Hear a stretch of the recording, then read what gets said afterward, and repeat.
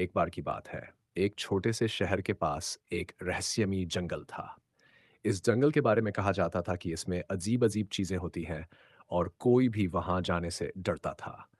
एक दिन super hero Chandu को पता चला कि जंगल में कुछ गड़बड़ है। वहाँ से अजीब-अजीब आवाज़ें आ रही थीं और कुछ जानवरों का भी व्यवहार अजीब हो गया था। चंदू ने सोचा, मुझे इस रहस्य को सुलझाना चाहिए। चंदू ने अपने सुपर हीरो सूट पहना और जंगल की ओर बढ़ गया। जंगल में घुसते ही उसे अजीब-अजीब चीजें दिखाई देने लगीं। पेड़ों के बीच चमकती हुई रोशनी थी और कुछ अदृश्य शक्तियां भी महसूस हो रही थीं। जैसे-जैसे चंदू आगे बढ़ता गया, उसे एक विशाल पेड़ के सामने एक अजीब-सी आकृति दिखाई दी। यह आकृति एक विशाल वृक्ष जैसा था, लेकिन उसकी आंखें और मुंह थे।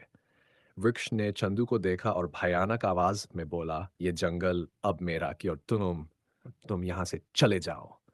लेकिन चंदू को डरना नहीं था। वह जानता था कि उसे इस वृक्ष को हराना होगा। चंदू ने अपनी शक्तियों का इस्तेमाल किया और वृक्ष पर हमला कर दिया। एक रोमांचक लड़ाई के बाद चंदू ने वृक्ष को हरा दिया। वृक्ष की आकृति धीरे-धीरे कम होती गई और अंत में वह गायब हो गया। जंगल में शांति वापस आ गई। जानवरों का व्यवहार भी सामान्य हो गया। चंदू जंगल से बाहर आया और शहर में वापस आ गया।